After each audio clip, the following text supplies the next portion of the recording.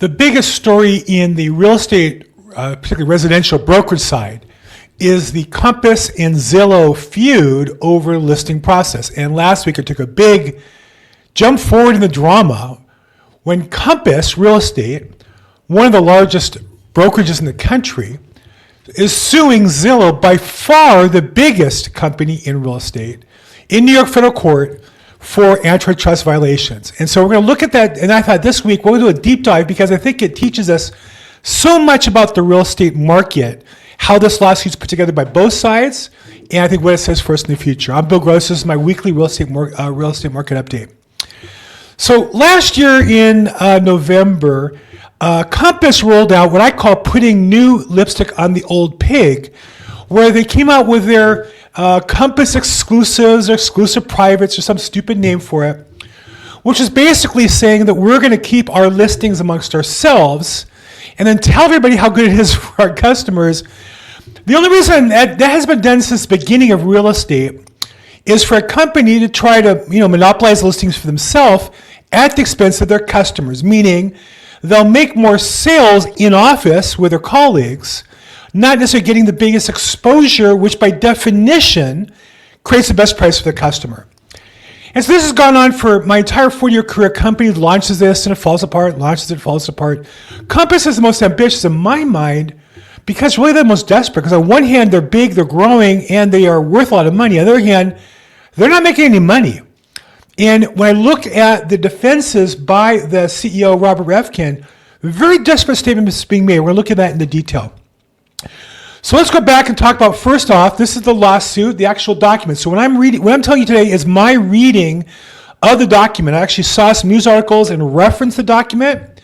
There were a couple of things I saw that were quoted that were not accurate, but we're going to really get down to what is real and limit to that. So what started all this? Well, Compass launched this program, and what they were basically doing is kind of, unlike any other company before, kind of lying to the public. What they would do is you would list and still could, I guess, list your private exclusive with them, and then they turn around and put on the market, if it didn't sell, 94% of their listings on this program don't sell in the program. That's out of the court filing. And so what happens is 94% of the time it just goes in the MLS or Zillow and Redfin like everybody else. But what they wanted to do was start day zero after trying to sell it for maybe 3 weeks on the side through their 3-step marketing program. Again, new lipstick on an old pig. But what's obviously not fair is a buyer might see it as a new listing, not know that it's been marketed for 3 weeks. And you might say, well, it was only marketed privately. But when you listen to Compass, they'll tell you, well, we invite every agent in town. We distribute to every single agent. Everybody sees it. You get wide exposure. It's just off market. It can't go both ways. It's obviously a lie. Either it's exclusive to a certain number of people, or it's on the market. And so the MLS, and there's a couple hundred MLSs across the country, and Zillow, and Redfin, and my company I'm brokered with EXP, all look at this and say, well, that seems dishonest. I mean, either it's on the market or it's not. If you market it for 3 weeks amongst your hundreds of agents or thousands of agents, then the marketing time should count. And the whole point of Compass was, well, we don't want it to count because we're going to pretend as though it was marketed while we market it, because we don't want to market it while we're marketing it. It's just circular logic. And so Zillow said, well, look, if we find out the property had been marketed privately, we don't want to put it on our system because it'll be deceptive. Because if we put it on the days of the market 1 and it was already on the market for 21 days, it should be 22. But now they're forced to repeat the lie to their customers. Same with MLSs, same with my company. Why should I, on my personal website, pull off a listing from Compass? It's a new on the MLS day 1 when it's really been in the market for 22 days. Obviously, that's not good information for my customers. Why should I be forced to accept that? Worse than that, I always wonder, is what does Compass agents tell their own customers? Meaning, if you're a Compass buyer, you want to work with a Compass agent, and you walk into the office on day 22, let's say it was exclusive for 3 weeks, 21, and you're a buyer, you see a new property, you go in and you see your new agent at Compass, are going to say, hey, by the way, just so you know, it's not a new listing. It's already been in the market and rejected for 21 days at that price. Well, of course they're not going to do that. That defeats the whole purpose. The whole purpose is to make it look like it's a new listing. So Compass apparently is comfortable lying to their customers. I'm not. When my customers go to my website, they want accurate information. When my customers go to my company website or the MLS I belong to, they want accurate information. I think we're entitled to that. And so when you read the filings, which I've read now, it's available online, I'm linking to it. You read the drama and the personal animus in the filing as though Zillow's doing this out of some sort of spite to Compass rather than understanding that, hey, it's either true or it's not true, and it's not true.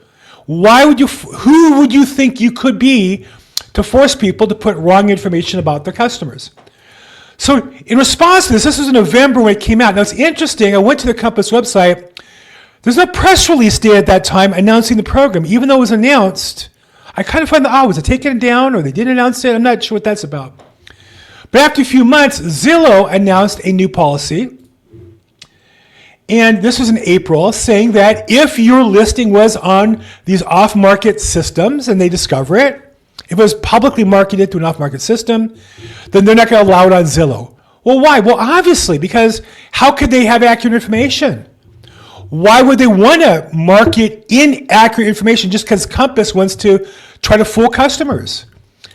And so Zillow talked about it with other industry leaders, and a couple of them, including the CEO of my company at the time, Glenn Sanford of EXP, said, we agree. And even though we as a company at one time looked into doing a private exclusive type deal, our own MLS, during the COVID period when things were a little different, we decided not to do that. We decided that we're going to do what's best for our sellers. We're not going to focus on our margins, our profit margins. And so any listing we do is either on market or off market. And we're complying with Zillow, and we're complying with MLS. And so in turn now, Compass is calling that we are co-conspirators with Zillow. Because we talked to them to understand their program and said, we have two choices here. We can comply with Zillow's program, or we cannot comply with their program, and that could be on Zillow. And what we decided for our customers, the best thing was to comply with their policy. And as an agent, I hate Zillow. I don't think anybody hates more Zillow than I do. I've done plenty of videos about how much I hate Zillow. They're a monopoly. There's everything about them I hate. But in this case, they're right. It's like even a blind squirrel finds an acorn once in a while. A broken clock is right twice a day. Zillow's right. Why should they be forced to put inaccurate information in their system? The whole system is based on integrity. And EXP, why should we be considered conspiring because we agree to their terms? Now, what's interesting is in the lawsuit, and again, I read it. I'll share it with you. It says Zillow, and I'll read this as a little small to read. Make it bigger. Maybe that's easier for you. Let's see here. Can I do that? Oh, yeah. Here we go. Zillow conspired with two home competitor brokerages, Redfin and EXP Realty. You notice there's no proof. It's just a statement made. Point number 9. There's no reference. There's no footnote. Normally in court hearings that I see all the time, there's some sort of proof. There's some sort of statement evidencing it. There's a reference to something. Maybe there's a reference to an article or an interview or something. Nothing. Which tells me this is just Compass's way of putting down other competitors. At NAR, we have an obligation not to badmouth our competitors. Who are members of the National Association of Realtors. Compass is a competitor. And here they're accusing us of conspiring in antitrust with Zillow. A terrible thing to do with no proof. And their only thing that's close to proof is stating that because we chose to comply with Zillow rather than not participate with Zillow, and we did the same with Redfin, by the way. We agreed to comply with their requirements. They made the same rules. And by the way, our MLSs, because we agree to comply with them, somehow Compass is considering us conspiring. Terrible. So let's go through a few points. Again, I don't have any sympathy for Compass. Here's their financials, just FYI.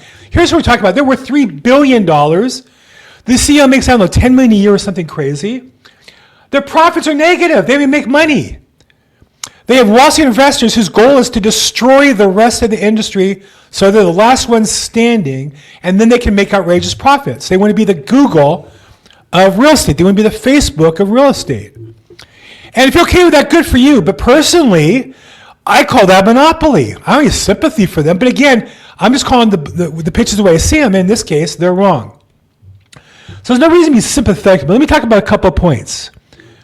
One point I want to talk about is Compass describes in their lawsuit Zillow's core business being referrals. And this is true. They get buyers to look at properties on Zillow. And when buyers are interested and make appointments, they sell that lead to agents through various formats and end up getting about 40% of the buyer's agent commission in exchange for generating the lead. Okay, so what Compass is saying is, well, we're going to help people save money by avoiding Zillow for 3 weeks.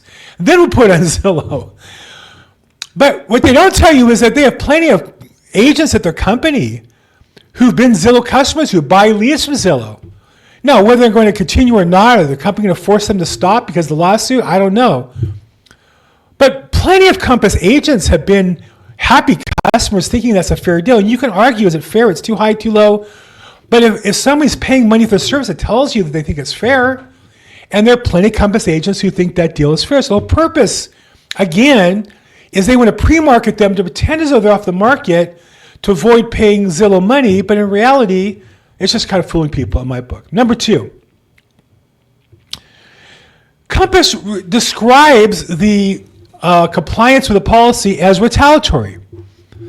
How's it retaliatory? Like, did somehow the CEO of Compass, Refkin, and CEO of XP, did they have a fight? Were they in high school together, or one steal, one sandwich? Like, what? Retaliating for what?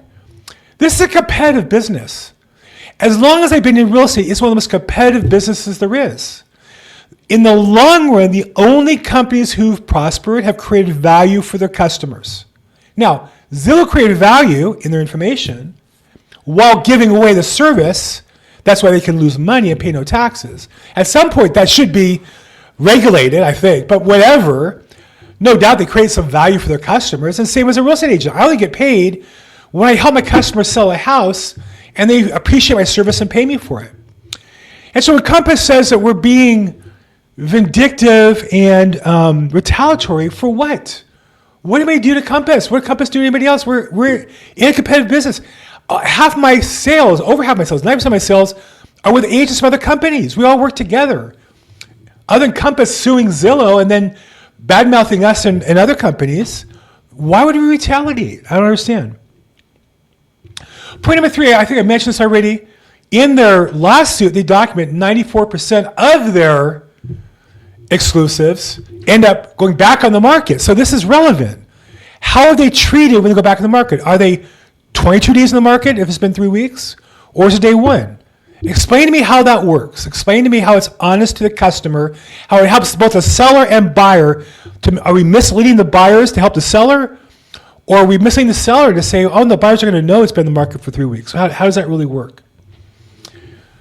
Point four I noticed in reading this is that Compass's real customers are not sellers, aren't even their agents. When you read Robert Refkin's defense of what he's doing, he says he got great feedback from investors and analysts. Now, when you're a company that's not making a profit, I don't think they've ever made a profit, and you're worth billions of dollars and you get paid tens of millions of dollars, the one group of people you better keep happy are your investors and your analysts. Those are his customers. My customers are the people who I sell houses for. I have to keep them happy. He has to keep analysts and investors happy. People don't sell houses for a living. As long as they believe there's some story, they'll continue to invest. As soon as the story doesn't make sense, they'll stop. And so what's happened with Compass is while they have been battling with Zillow, their success of these private listings has gone down. You can see here in April when Zillow announced their change of policy, it just went back. They lost basically 3-4 months of progress. And when you listen to the launch, and since then, their analyst calls in March and February, this exclusives was going to be the key to their improving margins and recruiting. This was their magic pill. They put everything into this. That's why you see the lawsuit, I think, because the lawsuit really doesn't come across to me as lawyerly. It's 60 pages, which sounds long, but not for a lawsuit of this magnitude. That's why I noticed, for example, in LinkedIn, Robert Refkin is commenting on the lawsuit. And there's one thing I know about attorneys: when you have a real lawsuit, they don't want you talking publicly about the lawsuit.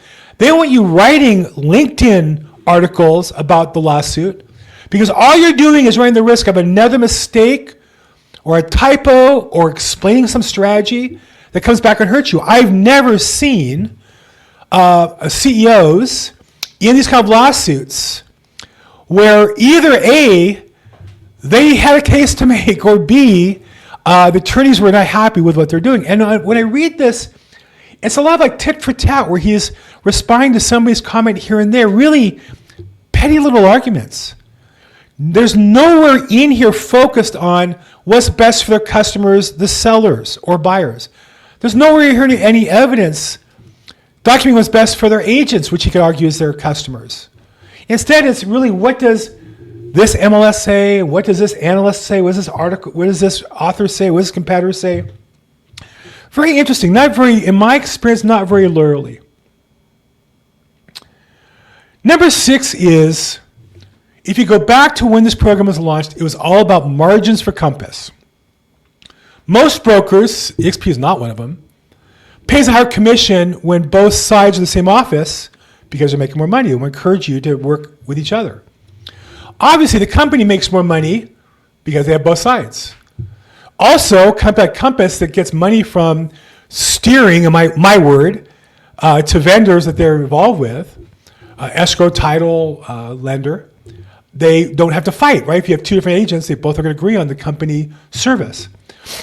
At least that's the theory behind it. And so that's really if we want to be honest, that's why they launched this program. They can't be honest because those margins, while good for Compass, work against customers and work against competition. And so at the end of the day, this whole argument is something that he is going to lose because he can't say the truth, and what's not the truth is not going to be sufficient to win. So that's my take on this lawsuit. I think this whole thing is Compass trying to find some way to be profitable in a very tough real estate market, and rather focus on the fundamentals. When the company was launched, one of the big things was they reinvented the real estate sign. It's still hysterical. They put like a little solar-powered light on it because people wanted to see a real estate sign at night. They didn't have lights in front of their house. They didn't have lights in their cars. They didn't have lights in their phones. And a QR code. That was the big technical breakthrough when they first launched. And here too, the new technical breakthrough of taking your listings and hiding them from the vast majority of the market, making them available only to your agents and those that you invite in to see. And then trying to talk about how it's best for the customer. He hasn't even tried to make that case. I spoke last week a little bit about it. At his convention a couple weeks ago, the one piece of data that he used to justify the service was one example. He went to open house, he met the agent told him a story of one seller who thought they got a good deal because they used exclusive. It doesn't mean that they did. And for a company like Compass that should have all kinds of data and tech people, you'd think they'd have some numbers showing that their program either A, save the customers money, or B, improve satisfaction. He doesn't even make those claims. It's nowhere in the filing. It's nowhere in his LinkedIn post. I haven't heard any argument like that. So that's my take on this lawsuit. Let's go on to the real estate market numbers. We'll wrap up with a quick overview. As always, there's two parts to the market. There's supply and demand, buyer side's demand based on interest rates. You'll notice interest rates have dropped. For all the talk in the news about the volatility of the real estate market, two things you can notice here. Volatility of the economy, right? Trump's tariffs are going to create all kinds of disasters and this and that, inflation. Two things are true. One, rates are right down the middle where they've been for about the last year. Really not one of the least volatile time periods. If you go back over time, one of the least volatile time periods, this period here, one of the least volatile time periods of my career. So no, it's not volatile. Second, rates are slightly going down. 6.72 30-year fixed rate. So rates are solid for buyers. Now maybe the economy is slowing down a little bit. Jobs is good. Real wages is good. So, and interest rates coming down a bit. Inflation down. That's why the rates went down, because inflation is actually coming down a bit. Okay, so that's the buyer side with interest rates. On the seller side, inventory. Again, we updated these numbers last week. Inventory 1.45 million homes for sale. more up from earlier this year, but lower than any other pre-pandemic year in history. And remember, we have at least 9 million more people.